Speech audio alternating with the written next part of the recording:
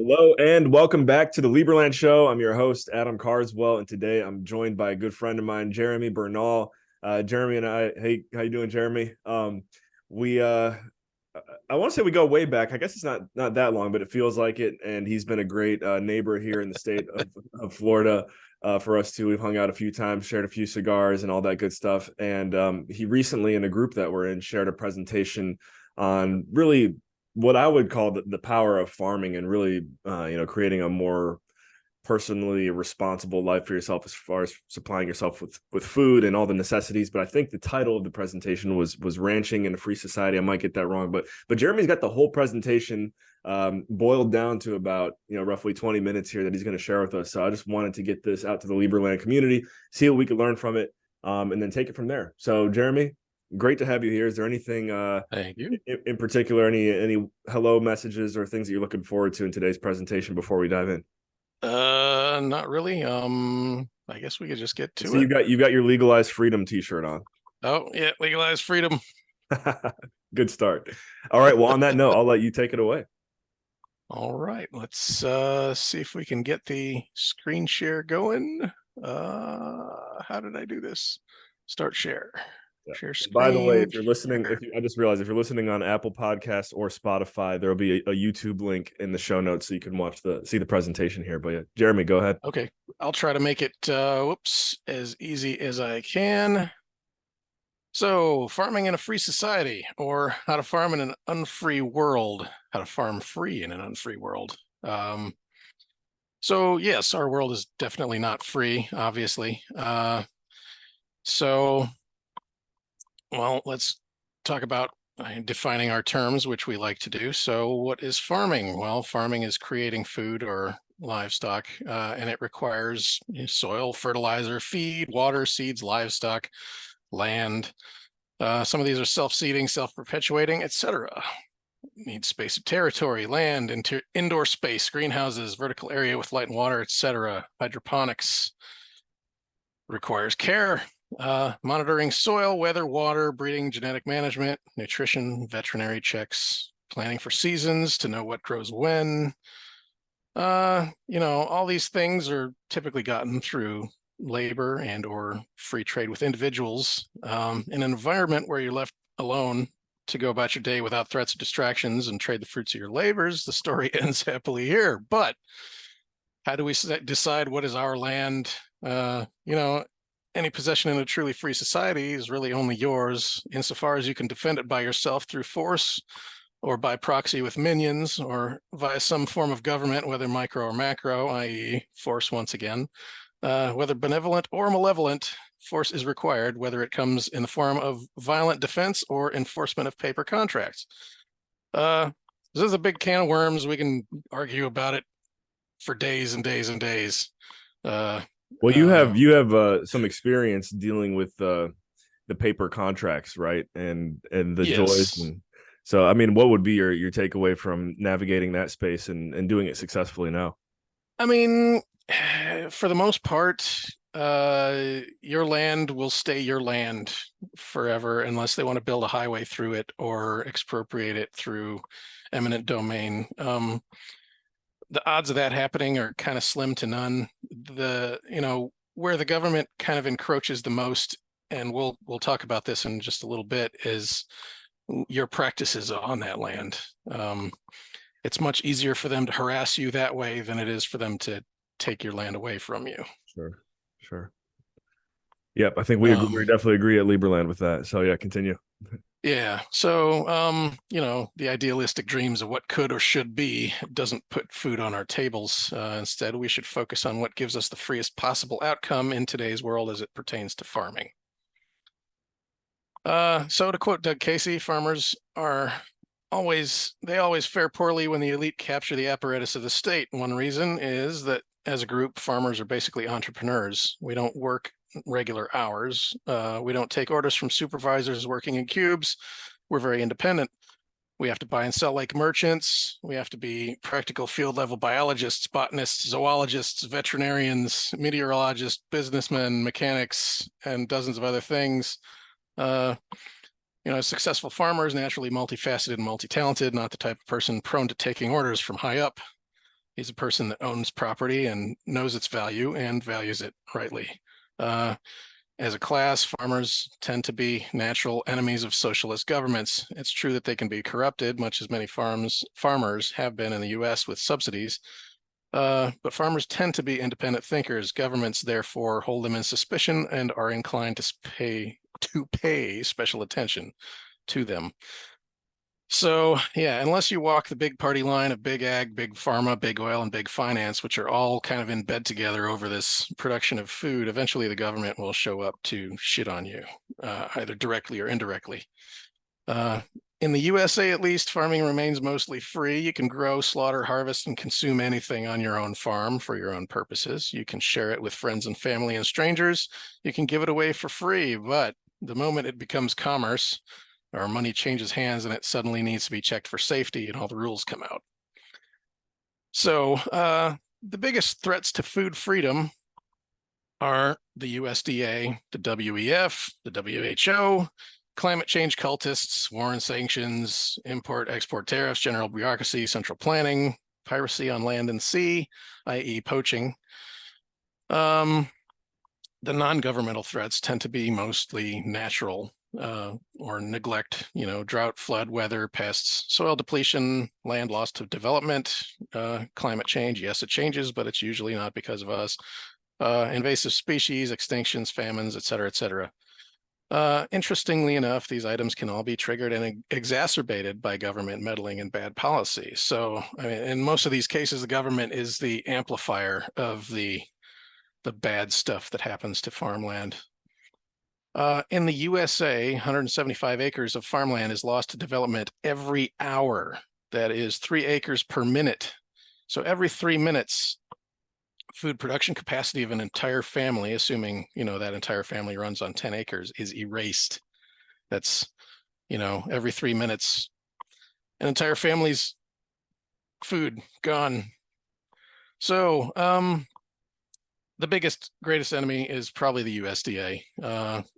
It's become the weapon of big ag, big pharma, et cetera, et cetera. So what is big ag? So we know who we're fighting here. So mostly it's big corporations, Cargill, Archer Daniels Midland, Bayer, John Deere, Monsanto, CNH, Syngenta, DuPont, Nutrien, Yara, BASF. These companies make the machinery, the chemicals, the biotech, the fertilizers, everything that goes into producing food on a massive scale. So we all know that the food pyramid is pathetically wrong. It's the most legitimate one of the most legitimate pyramid schemes out there. Yeah, it is. It's truly awful. It started with good intentions, as all things, but the road to hell is paved with them. So originally it was a nutritionist that was asked to design the food pyramid, but then the lobbyists got control of it. And I don't want to go through all the quotes from her, but they're in here in the PDF if you'd like to read it. Yeah, basically somebody presented them when asked with a good plan, and then lobbyists got in and said, well, we need to sell more wheat and sugar and carbs to all these people. So, she spoke out about it, but it didn't change anything. And it's still in use today. They're still pushing this crap on us. This is from 1918. It's an ad where it says, Uncle Sam expects you to keep hens and raise chickens. It shows a boy and a girl building chicken coops and feeding chickens in their yard. It says 2 hens in the backyard for each person in the house will keep a family in fresh eggs. This is from a time when Americans still had good values of bootstrapping and making their own food. In times of peace, a profitable recreation. In time of war, a patriotic duty. So yeah, every backyard in the United States should contribute its share to a bumper crop of poultry and eggs in 1918. This is cool stuff. It's a shame we no longer have like real leadership to get people to do this. That said, since COVID, the backyard flock of chickens in the USA has increased by 1 million, which is a really good sign. So the USDA now lists social justice as its primary mission, followed by climate change. Nutrition security, quote unquote, comes third, but it's just a fancy name for more DEI boilerplate.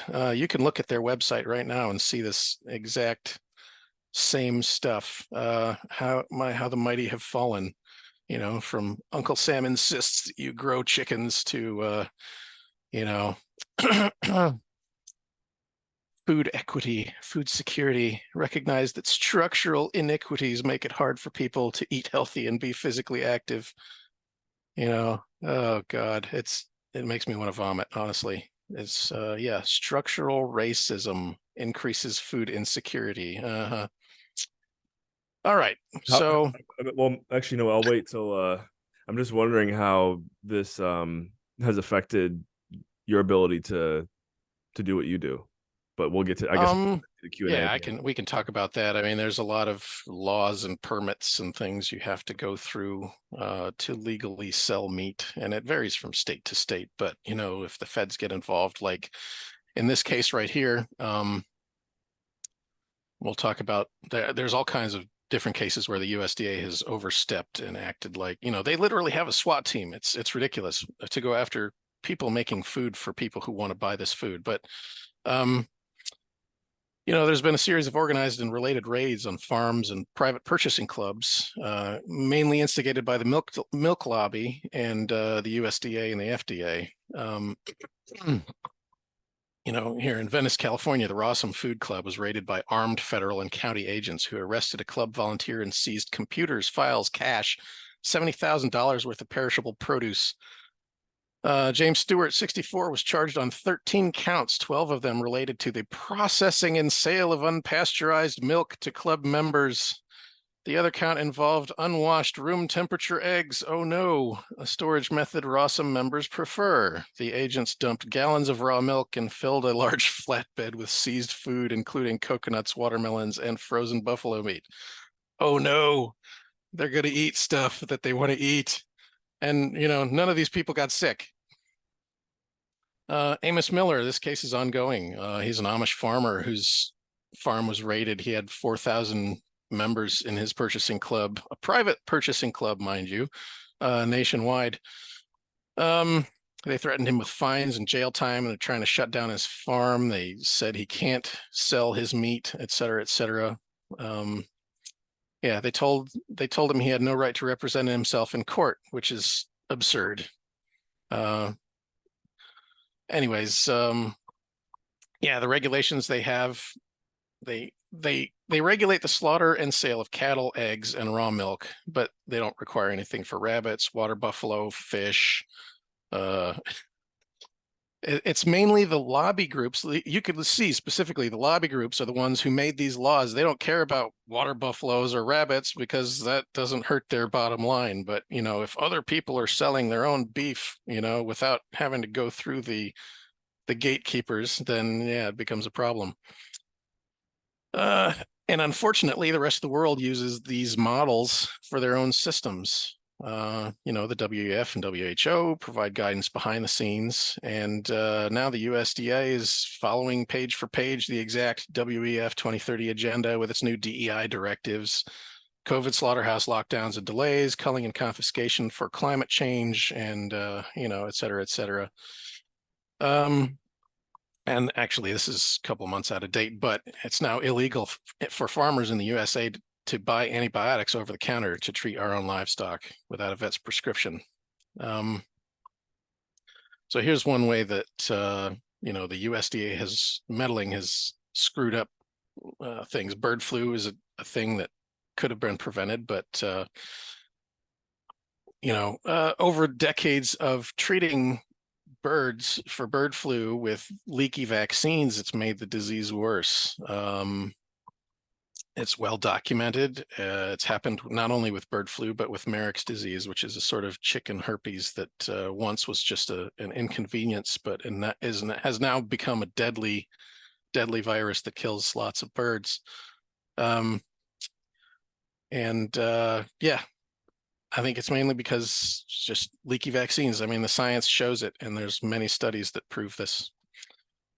So also, in addition to the, oh yeah, you can't use antibiotics, antibiotics are bad, you see these labels that say no antibiotics contained in this meat. Well, that's because they're using mRNA vaccines now. They've been in use in chickens for 14 years, in pigs for 5 years, and now over the last year, they've been used in cows. And there's no requirement for them to report this. They don't have to tell you it's in there. So it makes pretty much all your stuff suspect. You don't want to be eating spike protein. It's not, that's just, it's bad. I'm sure I don't have to tell you that. So, some of these lobbies that push the vaccines, they also do really shady stuff. Monsanto bioengineers crop seeds, which they sell to farmers. The seeds are designed not to propagate, meaning the mature plant is sterile. The seeds planted from these will not germinate, forcing the farmer to continue to buy more seeds every year. The cost is subsidized, of course. So these mature plants, despite growing sterile seeds, continue to spread pollen. This pollen spreads to neighboring crops, which may or may not use the same seeds. The sterility propagates to these non-engineered plants and makes a portion of that farmer's future seed stock sterile. To add insult to injury, Monsanto periodically checks other fields to see if their patented genes are being spread. Here's an interesting thing. Judge Clarence Thomas was a Monsanto lawyer, and he's the one that put through this judgment that genes can be patented. Anyways, yeah. Then Monsanto sues the farmers that did nothing more than dare to grow crops near the guy who planted Monsanto seeds. They'll sue anybody they suspect of cleaning seed, meaning the reuse of patented seeds and attempts to germinate them.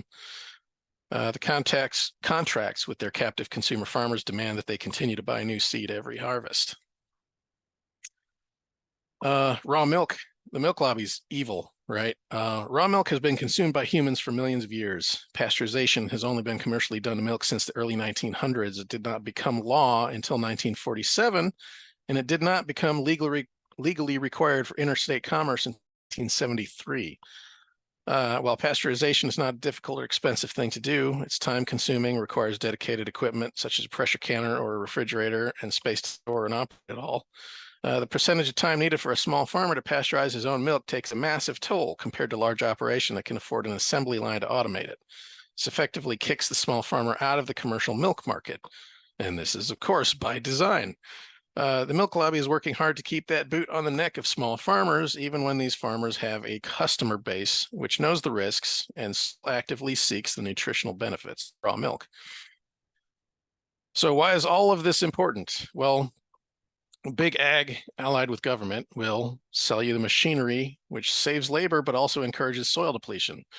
They also sell you the fertilizer to fix that problem. They sell you seeds that grow in chemical-laced, depleted soil, but they grow sterile, so you'll need to keep buying more of these seeds. These bug-resistant crops breed new superbugs, which decimate other plants. So other farmers will just have to bend the knee. They'll sell you the supplements necessary to give proper nutrition, quote unquote, to your livestock that can't get it from your now depleted petrochemical soil that's full of superbugs. They are reducing the quality of feed and adding chemicals and soy, which make livestock and therefore you less healthy and more susceptible to disease. Big Pharma picks up that weight. Big ag distorts the cost of lot feed and productive farmland by way of subsidies, so much that clean meat ranching is a harder business to get into and grow. Market grain-fed beef as the good stuff, so that most of the population thinks grass-fed is weird or elitist, which makes it even more of a challenge for the natural farmer. They feed these subsidized corn and soy crops to the cattle in feedlots because it's no longer profitable to graze them, which makes them less healthy and more susceptible to sickness, and introduces new diseases to the population, which they would not have otherwise caught. Oh, hey, we have a vaccine for that. Yes, you have to use RVax because the FDA has now joined our cabal and decided that they no longer trust you to treat your own livestock with antibiotics. That can only be done by a vet now, by prescription, after all. Yeah, they'll sell you leaky vaccines which compound the problems and make the disease stronger. They'll sometimes kill you and or your livestock anyway. Oh, and by the way, we've just developed a new strain of XYZ cross-species disease, which has 60% lethality on both man and beast. But we can provide you with insurance and bailouts in case your herd catches it. Remind me again, who did you vote for? They've drafted laws which mandate your cooperation in this corrupt system of food production if you wish to operate at scale. They will lobby and raid against anyone who dares to produce and market outside the corrupt system. They feed the masses with these subsidized and unhealthy products, soy and corn grown in glyphosate, and tell you that it's healthy. This subsidized garbage food makes healthy foods unaffordable for the average consumer. And once again, here comes Big Pharma to pick up that slack. So right now, presently, the USA, with support of Bayer, Monsanto, and Dow, is bullying Mexico over their ban of GMO corn from the United States. Andres Lopez Obrador issued a presidential decree banning GMO corn, quote unquote, to protect the health of Mexico's consumers and protect small-scale farmers, the environment, and the purity of Mexico's native corn varieties. Mexico also banned glyphosate, or Roundup. In response, Bayer, Monsanto, and Dow have launched at least 43 lawsuits in Mexico attempting to overturn the presidential decree. President Biden's U.S. Trade Representative, Ambassador Catherine Tai, is being lobbied to bring dispute settlement procedures against Mexico under the U.S.-Mexico-Canada Agreement. It's lovely. So, nothing. It's all just a bunch of backsheesh and bribes, and it's horrible. So, war and sanctions, of course, other things the government does. It disrupts movement or stops production of or destroys all the things farmers might need. Fuel, fertilizer, feed, machinery, raw materials. We're seeing this in Ukraine. And the lack of fertilizer out of Russia and Ukraine caused farmers simply to not plant any crops or plant crops late because they couldn't get it in time. It caused the world's top producers of wheat and other grains against, again, Russia and Ukraine to halt exports, which put a kink in livestock feed production worldwide. Made imported Russian oil much more costly, obviously. We're all feeling that because Putin is charging asshole tax, and rightly so. This, coupled with increased cost of fuel, feed, and fertilizer, has an exponential effect on upward food prices across the board. It's a trickle down. The biggest thing is energy. And when you screw with the energy, man, everything else becomes so much more expensive. Climate hysteria is forced to increase bureaucratic and compliance costs on farmers to produce any given thing from crops to livestock. You got to watch your CO2 and your nitrogen, and cow fart's bad. They've called millions of sheep and cattle for no good reason other than meat bad. Eat your bugs. CO2 and methane were much lower when the world had several factors more cattle roaming wild across the planet. Growing cows is not bad for the environment. It's a natural thing. There were a lot of them before. There are much fewer of them today than there used to be. Climate hysteria drives up the price of every kind of fuel and energy, which makes food much more expensive, not just to produce, but also to transport and preserve. Climate hysteria is absorbing the blame for disease and depleted soils, which are the byproducts of big ag lobbyists and bad government policy. How convenient that they're screwing it up. They offer them as the only salvation for these problems. And of course, you've got to pay for it through taxes and increased costs. Central planning, bureaucracy, tariffs, and obstacles. At this point, we all have a fairly clear idea. Any obstacle gets between a farmer and your table just increases the cost of your food and benefits nobody but politicians and the big ag mafia. 1.3 billion tons of food goes to waste globally annually. This is 1/3 of all food produced for human consumption. 41% is because it spoils before use. We're talking about how much it costs to preserve it. 28% is wasted due to personal preferences, like, oh, I don't want to eat that. That's ridiculous. 1/4 of the world, the food wasted.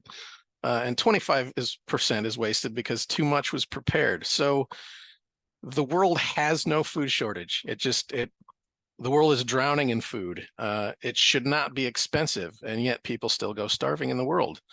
Problem lies with distribution and preservation mainly, and logistics can easily solve it. If government gets the hell out of the way.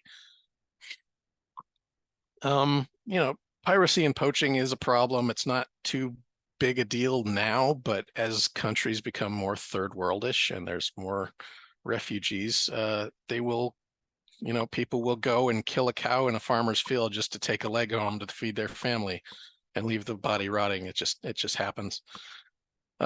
We are seeing looting even in quote unquote civilized countries. Here in Chicago right now, they're talking about setting up a government grocery store because nobody wants to operate retail businesses in Chicago. Oh, surprise, surprise. So yeah, you wreck everything. It's for two reasons too. I mean, obviously the danger that Chicago brings to the table, but also I've heard Cook County, aka Crook County, is very hard just to get business done in the first place. Oh, it was like that when I was a kid there. I grew up there. I know all about how corrupt Chicago is. It's terrible, but yeah. They've made their bed, now they're gonna lay in it. Yeah.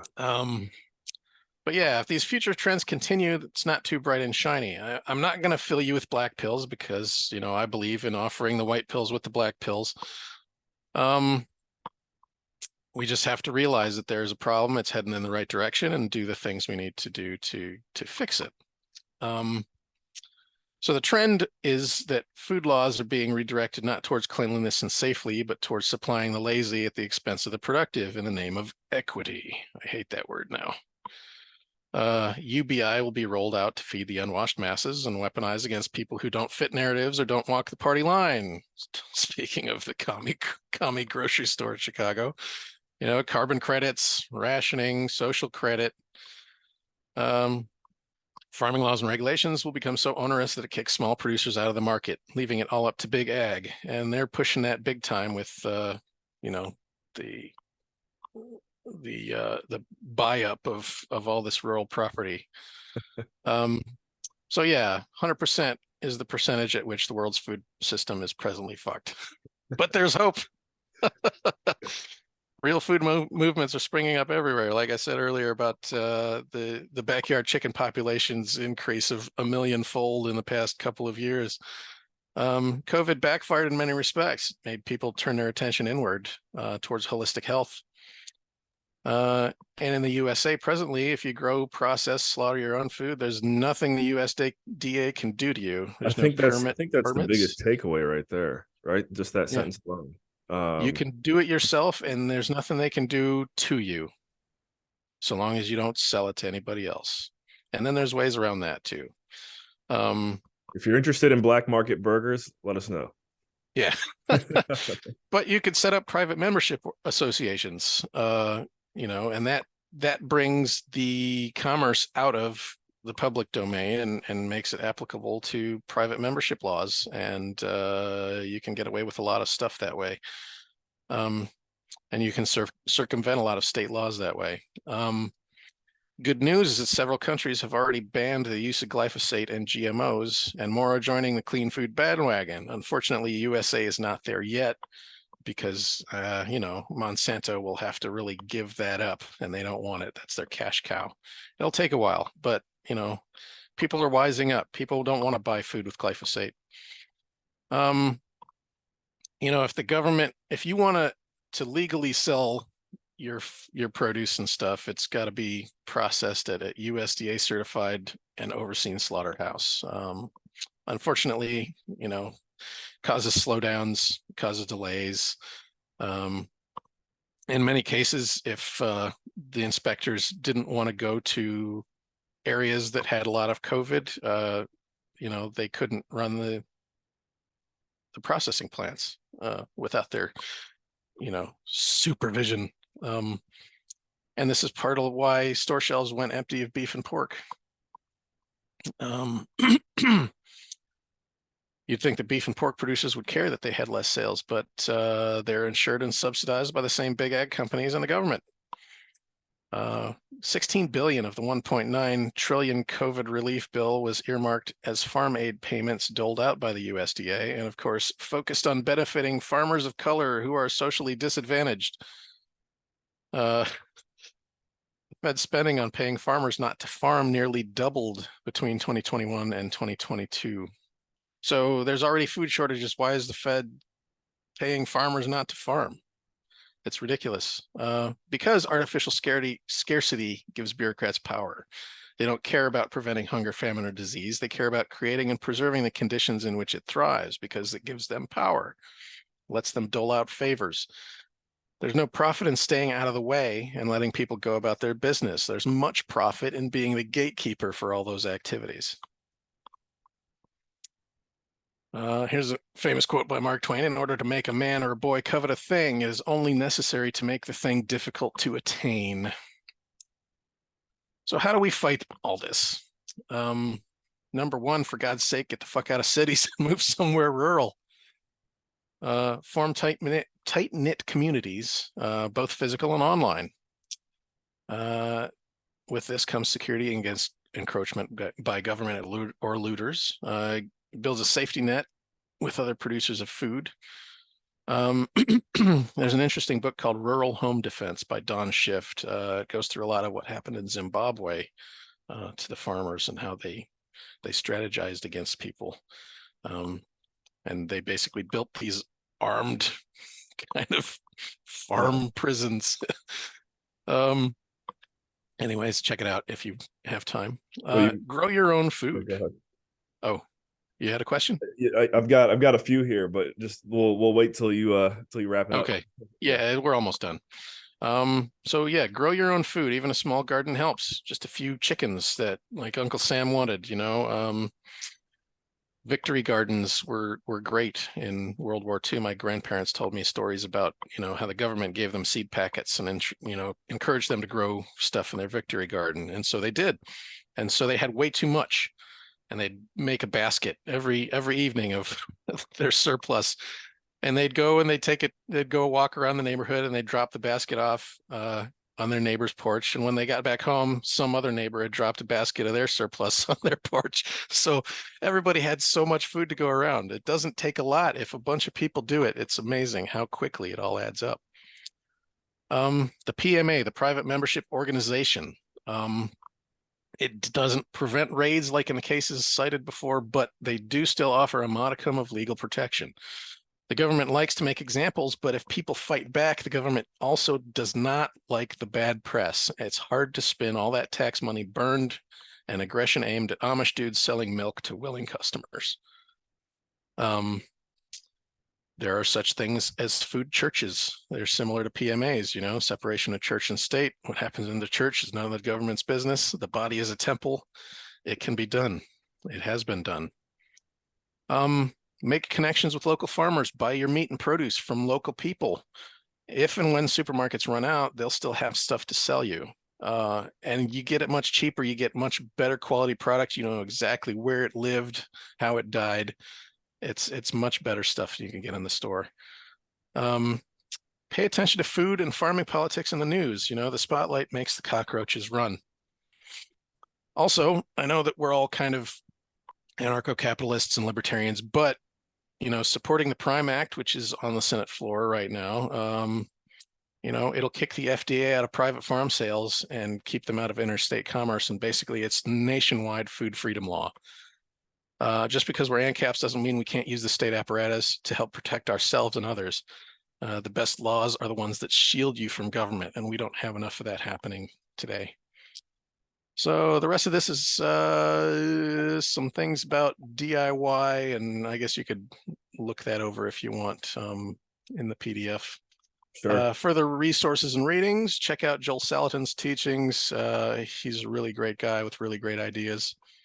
The Rogue Food Conference is a good thing to check out. Homesteaders of America, the Weston A. Price Foundation.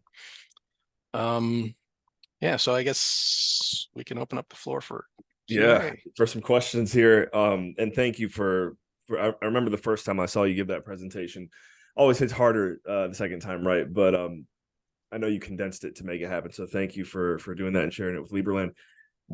So I got like 4 questions here. The first one is you referenced the Amish, and that's something I never really thought twice about until you said it. But are the Amish able to kind of navigate around a lot of this authoritarian stuff because of their faith? They are, and it's also because they have a very tight-knit community that, tends to not trust outsiders with, knowledge that they don't need. But they're completely happy to trade with the local neighborhoods. Right.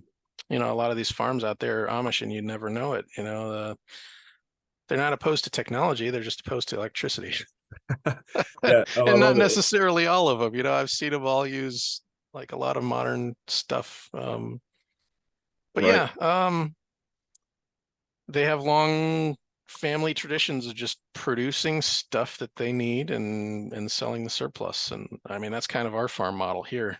Even though we're not technically Amish, we're Amish in the head, we're Amish mindset. But the focus is community, absolutely community. If you do good things with your community, they will respect you. Everybody gets a better life out of it. And I think that is, and I can't really speak to other parts of the world, but my observation with the U.S. in particular is the small towns. It came up on our call recently too. Jason Aldean came out with that new song, like "Try That in a Small Mm, Town." And I know not everyone here who's a libertarian is like a country music loving, truck driving type of person, but the general message of that song I think is true, is that the small tight knit communities are mm, the ones that are sustainable and the ones you don't hear about, but they do exist and you can find them all over the world. I mean, right. I know with confidence And in the US. So if you want to find a cool small town, we can maybe send you to Jeremy. If you want the presentation as well, if you want the PDF copy, Jeremy's happy to connect with anyone on Signal. I know just from getting to know him, he's very accessible there. So if you do want, we're not going to give away his phone number, but if you guys do want to get in touch with Jeremy on Signal, just shoot me an email, citizenship.adam@liberland.org. On that note, most of you already know. If you don't know, Liberland Citizenship, if you're interested in it, you can come to me. I think the price has officially gone from 5,000 US to 10,000. If you're interested in becoming a Liberland, I shouldn't say I think, I know it has. It is 10,000 US dollars now to be a Liberland citizen. So just keep that in mind, but feel free to reach out for that as well. Now, I don't know if you've seen Liberland in the news lately, Jeremy, but we've recently been able to start settling the land, which has been something mm, for 8 years that has basically been impossible. And there's been some pushback recently from the Croatian police, as we've always had. But with settling the land, that does eventually lead potentially to farming. So if you were, I know it's kind of hard to think sometimes, but if you were starting a country from scratch or had a piece of land that was, it didn't belong to anyone, and it's just you, and you could set something up that would protect the farming, I guess you could say, laws. I hate to say laws because it implies that there's going to have to be them, but I think there will mm. be. So what would you do to like structure legislature to protect farmers over the next 200-300 years? Well, the first thing I'd do is set up some way that unused land can be farmed with some sort of share system. Because you should be farming right away. That's the first thing you need to do is have your base of food there growing ready to go, especially like cattle. Cattle are very hands off. You could put them in, they'll eat all kinds of different things, and they need space to roam. So if you're doling out property by the section or by land, land area, have some sort of kind of agreement for lease terms or something. So you don't have to ask individual permission. You just say, hey, look, if you guys want to opt in for part of this farming thing, we will give you a share of the proceeds of the food, or we will entitle you to food if you let us use your land for grazing. And then Have the biggest make challenge it. would be square kilometers from a land mass perspective. Mhm, Liberland is maybe two or three, no more than four times the size of like Monaco. So we're mm, starting with like a small amount of land to begin with. So I right. don't know if you have any. I would say make it as easy as you can, some sort of simple contract based royalty system for using unused, owned, privately owned but unused land for farming. There we go. The That's just farmer my initial himself. thought, not knowing the specifics of how you guys are, Yeah, yeah. Well, no, divvying it's it up. something that I think I'll probably pick your brain on in the future, just generally speaking. So, um, one reference, and I'll get your take on this too, but I think I made the mistake earlier of referring to them as black market burgers, and my friend Nick Giambruno said this recently. He's like, "Hey, look, the black market is just the free market. It's the government that Hmm. gets that term to make people think that it's bad, but what it is a market that doesn't need government to get their hands into things." So, Hmm. thoughts on that? Thoughts on the free Uh, I mean, we sell all of our stuff kind of black market. free market, free market. Yeah, I mean, I don't have any permits or anything to sell eggs and poultry, but I still do, Well, and I nobody, made a you donation to know, you for the eggs that you gave us. And it was it's one of yeah, the best donations ever. exactly. I'll arrange for these eggs to fall out the back of a truck if I could just be walking along and find a few dollar bills on the ground. Geez, what are the chances of that coincidence happening? Next time you see yourself making your way. No, I didn't realize until we moved here. The state of Florida actually is pretty big. It takes a while to drive across, etc. But next time you do find yourself in the state of Florida, and you'd like to make a donation to Jeremy and see how he's living, again, let And possibly I could arrange for some eggs to just materialize. love it. Yeah, Okay. technically, by the laws of physics, the money doesn't actually change hands. It never actually touches hands. Yes, but There I you mean, go. yeah. Um, that's all I had. I feel like if we had a live audience, we'd probably go for another hour here. And maybe we'll get some questions that spark a future appearance. But yeah, Jeremy, just any based on the little you know about Lieberland, any parting words of wisdom to our country and our people who are basically working on the most ANCAP libertarian startup country in the world. Build your infrastructure so that you are not reliant on any external sources.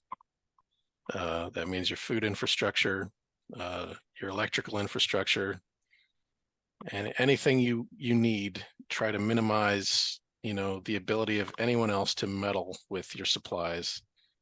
Um, and it's tough, like the place we're in now, we're not off grid yet, but the place we were at was off grid. It took a lot of work to do it, but man, it was so worth it. Not knowing that, the only thing coming in was electrical lines, and we didn't even need that after a while. So, your food, your water, all that. Just make sure you spend a lot of time on the base level infrastructure stuff, and then you won't need to worry about it in the future at all. It'll be much more comfortable. Love it. Love it. And Lieberland, as far as I know, we do have the right to bear arms. So I know that helps too. Yeah, it does. There's one thing to think about on that. A lot of people talk about, oh, my Second Amendment, my right to own weapons and stuff, but they don't give a second thought to my food, and True. while you can't legally control how you defend yourself, you can legally control what people put in their mouths, and that's kind of scary because if you don't have food, what good are the guns? Mm, yeah. If So there's food for anything, thought, yeah, literally. literally food for thought. And on that note, you referenced the USDA a few times there too. And if there's anything I've learned from the USDA and FDA just over the past 3 years is they don't mean anything. Like I sometimes when No. I see that something is not FDA or USDA approved now, there was a point in time where I wouldn't, but now I'm like, oh wow, this actually could be good for me. Let me take a look. Mm. Well, So yeah, they originally should be in charge of labeling food products and labeling for food safety, but why do they have a SWAT team? exactly. It's, they're literally they've become a weapon for That's people who have nefarious intent. true. All right. Well, Jeremy, thank you very much for investing your most valuable resource with us here today. You are off the Thank grid you. or soon to be off the grid time. Mhm. And guys, yeah, if you want to get in touch with Jeremy, he's the man. Just shoot me an email again, citizenship.adam@lieberland.org, and we'll connect you with him on Signal because there's more where this came from. So, Jeremy, thank you again. All right, take it easy. Lieberlandians, we'll see you in the next episode.